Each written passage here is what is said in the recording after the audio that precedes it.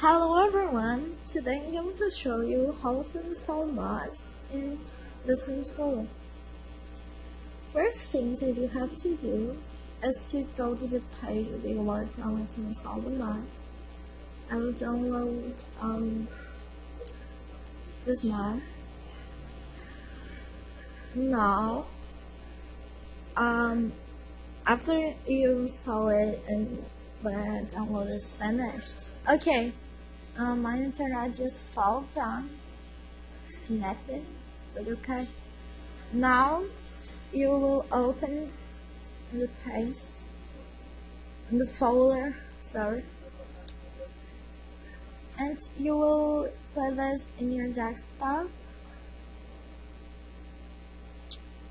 and you will put this in the mod folder from the Sims for directory.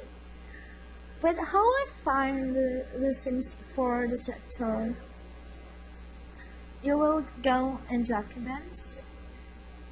After that, you will open the Electronic Arts folder, the Sims 4, and right here it is. After you open the mods thing or a folder, sorry, my English is so bad. After this, you can extract here or open with WinRAR. I will open it with WinRAR, and I will pick all of these things, select all of these things, and I will move to the past mod.